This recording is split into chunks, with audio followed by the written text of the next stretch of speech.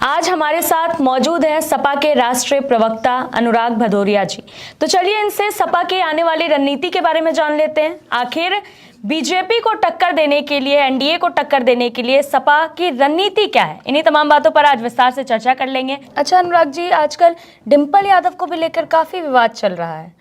अभी हाल ही में मौलाना ने जो बयान दिया उन पर, क्या लगता है आपको? मुझे लगता है जिस तरह की बयान दिया गया ये बहुत ही निंदनीय है। इस देश के अंदर में डिम्पल जी एक चुनी सांसद हैं, समाज में उनका सम्मान है, हर वर्ग उनका सम्मान करता है। तो मुझे लगता है जिस शब्दों का इस्तेमाल मौलाना जी ने किया, ये मुझे लगता है कि ये तो बहुत निंदनीय है और सरकार को ऐसे लोगों पे कानूनी कार्रवाई करनी चाहिए। बिल्कुल, सपा के कार्यकर्ताओं ने प्रदर्शन भी किया था इससे लेकर। मैं कह रहा हूँ ना, ऐसे लोगों के ऊपर में जो लोग महिला सम्मान करना नहीं जानते, जो महिला का सम्मान नहीं करते, ऐसे लोगों पे तो सरकार की जिम्मेदारी ज्यादा बड़ी होती है उन पे कार्रवाई करनी। अच्छा, अखिलेश यादव को क्या परहेज है संतों से? क्या वो उनके बातों से इत्तेफाक नहीं रखते या मामला कुछ और है? वो तो हमेशा संतों का सम्मान करते हैं। ऐसा कब हुआ कि वो संतों का सम्मान नहीं करते? वो एक ऐसे व्यक्ति हैं, ऐसे राजनेता हैं समाज के अंदर में, जिन्होंने इतना बड़ा मंदिर इटावा में बनाया, इतना बड़ा श्री कृष्ण भगवान की मूर्ति बनाई, बजरंगबली जी की मूर्ति बनाई, और आप मंदिर तो देखिए केदारनाथ मंदिर कितना बड़ा बनाया, भव्य मंदिर बनाया। मुझे तो नहीं लगता किसी राजनेता ने इतना बड़ा मंदिर बनाया हो। अगर किसी ने बनाया हो तो जरूर बताइएगा। जी, मालेगांव ब्लास्ट पर क्या कहना चाहेंगे आप? इतने दिनों बाद फैसला आया है, करीब 17 सालों बाद। हम लोग तो संविधान और न्यायपालिका को मानने वाले लोग हैं। जो न्यायपालिका कहती है वो उसका सम्मान होता है। हम तो न्यायपालिका को मानने वाले लोग हैं, हम भारतीय जनता पार्टी जैसे नहीं हैं। हम संविधान और न्यायपालिका को मानते हैं। जहाँ तो तक क्या कहना चाह रहे हैं आप? बीजेपी नहीं मानती? नहीं, वो मानते नहीं मानते, हम लोग मानते हैं। दूसरा, जहाँ तक संतों की बात आप बता रहे थे, अखिलेश यादव जी ने तो हमेशा संतों का सम्मान किया है। अब आप किस सिलसिले में पूछ रहे थे वो मुझे नहीं पता। अनिरुद्धाचार्य की बात कह रही हूँ। तो अनिरुद्धाचार्य जी को तो उन्होंने प्रभु के नाम से संबोधित किया। जब अनिरुद्धाचार्य जी उन्हें मिले और उन्होंने तो कहा प्रभु, तो उन्होंने तो प्रभु का नाम लिया। उन्होंने तो संत समाज को, और वो जानते हैं देश की संस्कृति और देश में सम्मान, संतों का सम्मान उनसे ज़्यादा कौन करता है। तो अगर संतों का सम्मान करते तभी तो उन्हें प्रभु नाम से संबोधित किया। फिर उन्होंने अपने रास्ते अलग होने की बात की, तो उन्होंने कहा कि शूद्र के नाम पे, जहाँ शूद्र शब्द का इस्तेमाल हुआ, वहाँ से हमारे रास्ते, आपके रास्ते अलग हैं, क्योंकि हम सामाजिक न्याय की बात करते हैं, हम सब समाज की बात करते हैं, हम सब समाज को आगे ले जाने की बात करते हैं, हम राष्ट्र निर्माण की बात करते हैं, क्योंकि राष्ट्र तभी आगे बढ़ेगा जब सभी समाज को लोगों को सामाजिक न्याय मिलेगा और सभी समाज के लोग एक साथ मिलकर आगे बढ़ेंगे। और जहाँ तक आपने दूसरा सवाल आपका, आप कह रहे थे संत समाज का, तो आप मुझे लगता है बागेश्वर जी के बारे में भी आप शायद इंडिकेट कर रहे थे। तो वो तो कहते ही है ना, तो साफ साफ कहते हैं प्रभु तो कण कण में है। अगर कथा गांव में हो रही है तो गांव में जो लोग कथा पढ़ते हैं या कथा होती है, वहाँ उतनी भव्य तरीके जो वो चाहते हैं कि जैसे बड़े शहरों में बड़ी जगह वो एलईडी लगती है, बड़ा बड़ा पंडाल लगते हैं, तो वो उसमें तो खर्च होता है ना। वो तो उसी खर्च की तरफ तो इंडिकेट कर रहे थे। लेकिन वो कथा जब गांव में होती है तो गांव में अपने लोग अपने छोटे संसाधन से करते हैं, लेकिन प्रभु उतने यहाँ भी हैं जितने वहाँ हैं। अगर एलईडी लगी है और बड़ा भव्य कथा हो रही है तो प्रभु का उतना आशीर्वाद वहाँ मिलेगा, उतना ही आशीर्वाद यहाँ गांव में जब किसान अपने मिल के कथा पढ़ता है या कथा पढ़ी जाती है गांव में, जब छोटे पंडाल और छोटी सी सुविधाओं में जब कथा होती है, तब भी प्रभु का उतना ही आशीर्वाद मिलता है। प्रभु का आशीर्वाद में कहीं कोई कमी नहीं है, ये उनका कहने का मतलब है। इसीलिए मैं कहता हूँ ना बार बार, जो प्रभु हैं वो हर जगह समान रूप से हैं। झोपड़ी में भी प्रभु उतने ही, जिसकी झोपड़ी है प्रभु उतने ही झोपड़ी में बसते हैं जितना महलों में बसते हैं। बिल्कुल, प्रभु हर जगह है, कण कण में है। इसलिए ये लोगों का मान लेना कि प्रभु भव्यता ज़्यादा होगी तो प्रभु वहाँ ज़्यादा होंगे, या गरीब की जो झोपड़ी है प्रभु कम होंगे, प्रभु गरीब की झोपड़ी में उतने ही हैं। बिल्कुल, प्रभु तो उतना, हाँ, प्रभु कण कण में है। इसलिए अखिलेश यादव जी ने जो बोला था उसको आप लोगों ने गलत तरीके से इंटरप्रेट कर दिया कि नहीं वो अंडर टेबल। आपने बोला कि वो बागेश्वर बाबा के लिए उन्होंने बोला कि इतने पैसे लेके वो आते हैं कथा पढ़ने। उनका भाव था कि प्रभु भव्यता में भी उतने ही है जितने झोपड़ी में है। इस गांव में भी प्रभु उतने ही, एक गरीब झोपड़ी, एक गरीब किसान के घर उतने ही तरीके से बसते हैं। अगर किसान और गरीब झोपड़ी वाला प्रभु को दिल से याद करता है तो प्रभु वहाँ भी होते हैं। वहाँ कथा पढ़ी जाती तो प्रभु उतने ही वहाँ होते हैं जितने उस भव्यता में होते हैं। ये उनका कहने का मतलब था, जिसका जो मतलब का अर्थ का अनर्थ निकालने में तो भारतीय जनता पार्टी माहिर है ना। उनको तो हर बात का अर्थ का अनर्थ निकालना है, क्योंकि हर बात में राजनीति करनी है। अरे कम से कम प्रभु के नाम पे राजनीति मत कीजिए। राजनीति करने के लिए विकास का मुद्दा है ना, कीजिए जितनी राजनीति करनी। प्रभु हमारे आस्था का विषय है। बिल्कुल। ये उनका अखिलेश जी का कहने का मतलब था। जी बिल्कुल। अच्छा, डिम्पल यादव वाला जो विवाद हुआ, मौलाना ने जो बयान दिया, तो कई बीजेपी नेता हो, मतलब एनडीए के बहुत सारे लोग डिम्पल यादव का समर्थन कर रहे थे। यहाँ तक कि राजभर ने भी बयान दिया था कि अखिलेश यादव को बोलना चाहिए डिम्पल यादव के लिए। मुझे एक बात समझ में नहीं आ रही है, भाई सरकार किसकी है? सरकार किसकी है? भारतीय जनता पार्टी की। बिल्कुल। तो कार्रवाई किसको करनी है? किसको? बीजेपी को। बात खत्म हो गई। सारी बात यही खत्म हो गई ना। सरकार आपकी है, जिम्मेदारी आपकी बड़ी बनती है, तो फिर बिल्कुल तो कार्रवाई आपको करनी है ना। तो ये भारतीय जनता पार्टी कार्रवाई कम करती है।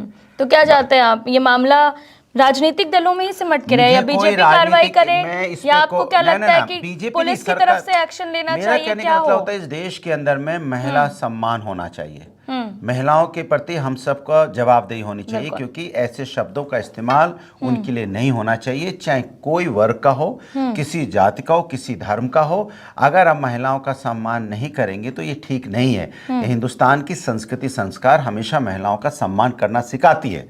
तो ये अगर लोग भूल जाते हैं महिलाओं का सम्मान करना, तो ये ठीक नहीं है। और हम इसको कतई इस चीज़ को कोई भी समाज और कोई भी संस्कृति इस चीज़ को कभी बर्दाश्त नहीं करती है, जो इस तरह की महिलाओं के प्रति अभद्र भाषा का इस्तेमाल करते हैं। मायावती पे क्या कहना चाहेंगे आप? जिस तरह से मायावती अपनी खोई हुई जमीन को तलाशने की कोशिश कर रही है, क्या लगता है? मुझे लगता है चाहे मायावती जी हो, चाहे दूसरे दल के लोग हों, समाजवादी पार्टी को इस बात की चिंता नहीं रहती कि वो क्या करते हैं। मुझे चिंता इस बात की रहती है कि समाज के अंदर में जो लोग परेशान हैं, जिनको न्याय नहीं मिल रहा है, उनको न्याय कैसे मिले, इसकी लड़ाई हम लोग लड़ते हैं। और हम उनके कैसे वो समाज में आगे बढ़े, वो हम काम करने की बात करते हैं। जैसे हमारी जब सरकार थी और जब सरकार आएगी, तो हमेशा हम लोग यही कहते हैं कि कैसे हम यहाँ पे अच्छे पाठशाला हों, अच्छे यहाँ पे मेडिकल फैसिलिटीज़ हों, कैसे रोज़गार मिले, कैसे बच्चे अपने पैरों पे खड़े हों, कैसे इंफ्रास्ट्रक्चर डेवलपमेंट हो, कैसे स्वास्थ्य व्यवस्थाएं अच्छी हों, कैसे जो बुजुर्ग हैं उनको सम्मान मिले, कैसे गांव का विकास हो, कैसे कस्बों का विकास हो, कैसे शहर का विकास हो। और कोशिश ये करते हैं हम लोग कि पूरे संपूर्ण समाज का विकास हो। इस पे हम काम करते हैं। कौन क्या कर रहा है, नहीं कर रहा है, इसकी चिंता समाजवादी लोग नहीं करते। समाजवादी लोग जनता की चिंता करते हैं कि जनता कैसे सुविधाएं मिले जनता। ठीक है अनुराग जी, जिस तरह से ए फॉर अखिलेश यादव पढ़ाया जा रहा है, फिर तो एन फॉर नरेंद्र मोदी पढ़ाना चाहिए, वाई फॉर योगी आदित्यनाथ पढ़ाना चाहिए। बात ये हो रही है समाजवादी लोग हमेशा से कहते हैं कि समाज के अंदर में पाठशाला की बात हो रही है। पाठशाला पे जोर नहीं है, मधुशाला पे बहुत जोर है। तो आप पाठशाला को बंद करके मर्जर करने की बात करते हैं। मैं तो कहता हूं कि गांव में अगर स्कूल है, एक भी बच्चा अगर स्कूल में पढ़ने आता है तो वहाँ टीचर होने चाहिए।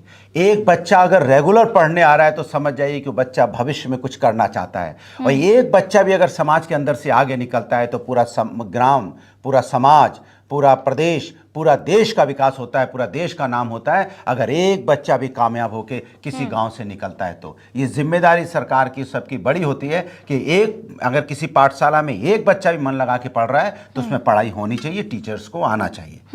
केशव प्रसाद मौर्य पे क्या बोलना चाहेंगे? केशव प्रसाद मौर्य तो लगातार बताते रहते हैं कि सपा की नीति फेल ही रहती है और फेल ही होने वाली है। अब बेचारे करेंगे भी क्या? और उनके पास कुछ है ही नहीं बताने, वो क्या बताएं?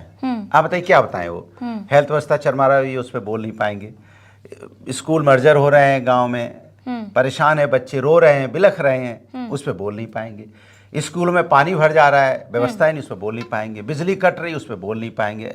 रोजगार पे बोल नहीं पाएंगे।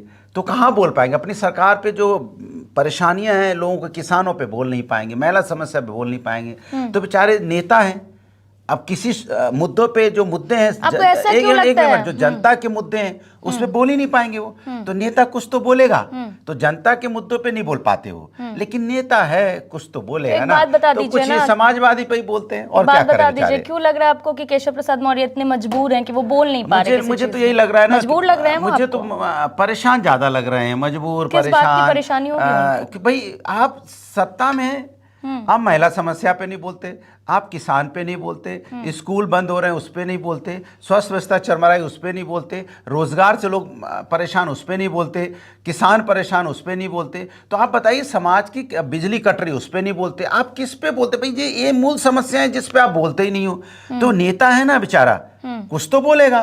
तो नेता है ना, कुछ तो बोलना चाहते हैं ना नेता, तो कुछ अपना बोल नहीं पाते, जनता की समस्या का समाधान नहीं कर पाते, तो समाजवादी पे बेचारे बोल के अपना जो बुलास है वो मिटा लेते हैं, बस इतनी सी बात है। पीडीए कितनी कारगर साबित होगी? क्योंकि जिस तरह से आप लोग लगातार पीडीए की बात करते हैं, तो अब अगर स्वामी प्रसाद मौर्य की भी बात करें तो वो भी आप लोगों से अलग हो गए हैं, उन्होंने भी अपनी पार्टी बना ली है। क्या होने वाला है आने वाले समय में 27 के चुनाव की बात करें? देखिए, समाजवादी पार्टी जनता को जोड़ती है और जनता के दिलों में बसती है।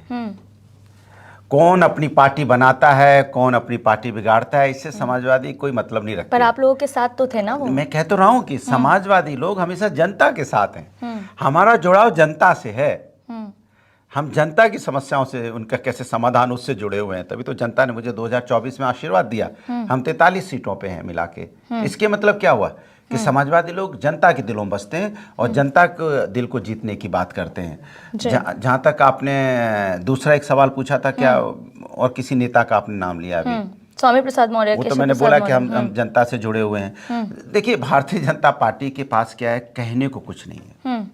वो परेशान है, थकी है, उसको अब वो भी समझ चुकी है कि जनता ने मुझे नकार दिया है। भारतीय जनता पार्टी के नेता भी समझ चुके हैं कि अब मेरा कहीं कोई अस्तित्व नहीं है, अब जनता की नज़रों में हमारा कोई वैल्यू नहीं बची है। तो देखिए, अपनी वैल्यू बनाने के लिए भारतीय जनता पार्टी के नेता, जिन नेताओं का आप नाम ले रही हैं, चाहे कोई भी नेता हो, चाहे उत्तर प्रदेश के 2 डिप्टी सीएम हो या और नेताओं का या और नेताओं का जिनका आप नाम ले रही हैं, सोचिए भारतीय जनता पार्टी के नेताओं के पास शब्द खत्म हो गए जनता के लिए, लेकिन वो चाहते हैं हम जनता के बीच में बने रहें। तो जनता के दिलों में कौन बसता है? समाजवादी पार्टी। इसलिए वो समाजवादी पार्टी का नाम बार बार लेते हैं। कम से कम जनता के दिल तक थोड़े सा समाजवादी जो बस्ती है, हम समाजवादी का नाम ही लेते रहे, इसी बहाने कुछ हमारा प्रचार हो जाए कि जनता शायद सुन ले, क्योंकि जनता के दिल में समाजवादी बस्ती है। इसलिए वो सुबह से लेकर शाम तक जनता की परेशानी की बात नहीं करते, जनता के मुद्दों की नहीं बात करते, समाजवादी की बात करते हैं, क्योंकि वो जानते हैं कि समाज में समाजवादी का ही वोट बचा हुआ है। उन्हीं का नाम लो तो शायद कुछ भला हो पाएगा, वरना तो कुछ भला होना नहीं है। इसलिए लोग सुबह से लेकर शाम तक अखिलेश यादव जी का नाम जाप करते हैं, उन्हीं का नाम लेके बात करते हैं, क्योंकि अब बचा है कि उन्हीं के नाम से उनको कुछ उनकी थोड़ा बहुत सम्मानजनक कुछ उनका मदद हो सकती है, वरना तो उनकी कोई मदद जनता अब करने वाली है नहीं। अनुराग, जो ऑपरेशन सिंदूर पे क्या कहेंगे? क्योंकि पीएम मोदी ने भी बहुत कुछ बताया, राजनाथ सिंह ने भी, अमित शाह ने भी। देखिए, आप लोगों का क्या स्टैंड है? जो बात श्री अखिलेश यादव जी ने कही पार्लियामेंट के अंदर में, ये बताइए वहाँ पे सिक्योरिटी सिस्टम कहाँ था? सवाल ये सबसे बड़ा है। सवाल सबसे बड़ा है कि जो हमारे 26 भारतीय जो अब जिनकी बहन का 26 भारतीय बहनों का जो सिंदूर उजड़ा है, उसके जिम्मेदार कौन है? इससे क्यों बचना चाहती है? आखिर वो आतंकवादी आए और कहाँ चले गए, इससे भी हमारा सवाल है कि कहाँ गए। और फिर अचानक खबर आती है कि जब सिंदूर पे चर्चा होनी है तो उसके 2 दिन पहले ही आतंकवादी मारे जाते हैं। तो सवाल ये उठता है कि भाई हमारे 26 बहनों का सिंदूर उजड़ा है, तो सवाल सरकार से है कि आपका सिक्योरिटी सिस्टम लैप्स क्यों था? सुरक्षा व्यवस्था वहाँ पे क्यों नहीं थी? ये सुरक्षा व्यवस्था की जिम्मेदारी तो सरकार की है। सरकार अपनी जिम्मेदारी से भाग नहीं सकती, और जिम्मेदारी से भाग के उसको मुद्दों को डाइवर्ट नहीं कर सकती। कार्रवाई तो हो रही है ना, लेकिन काम तो कर रही है सरकार अपना। भाई सरकार क्या 26 बहनों का सिंदूर उजड़ा वापस आ जाएगा? किस कार्रवाई की बात कर रहे हैं आप? हमेशा इंसिडेंट हो जाता है, उसके बाद के एक माँ का बेटा चला गया वापस आ जाएगा, एक छोटे बच्चे के बाप चला गया वापस आ जाएगा, एक पत्नी को पति वापस मिल जाएगा। कौन सी कार्रवाई कर रहे हैं भाई? हमेशा आए दिन इस तरह की घटना होती है, और आप हमेशा कहते हैं कि वहाँ सुरक्षा मजबूत हो गई है, सुरक्षा व्यवस्था पूरी तरह से हमने एकदम सुरक्षा व्यवस्था टाइट कर दी है। नोटबंदी के समय कहा गया था कि हमने यहाँ नोटबंदी इसलिए की कि आतंकवाद खत्म हो जाएगा। आतंकवाद खत्म होने की बात करते हैं और फिर लगातार कभी यहाँ पे मालगांव होता है, उसके पहले यहाँ पे पहलगांव हुआ, उसके पहले भी तो हुआ।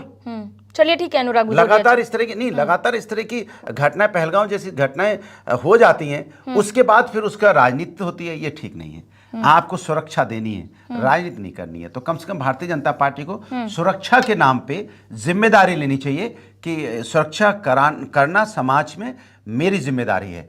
उनकी वो जो 26 लोग गए, उनकी क्या गलती थी?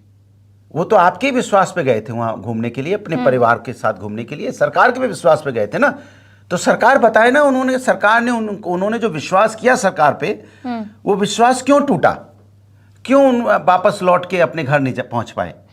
चलिए तो ठीक है, सरकार की जवाबदेही है ना, तो सरकार अपनी जवाबदेही से क्यों बच रही है, ये सबसे बड़ा सवाल है। ठीक है। मेरा आखिरी सवाल आपसे यही है कि अब 27 के चुनाव में आप लोग क्या करेंगे, किस मुद्दे के सहारे जाएंगे जिससे आप लोग सीएम योगी को और बीजेपी को टक्कर दे पाएंगे? देखिए, अब टक्कर लायक तो कोई बचा नहीं है।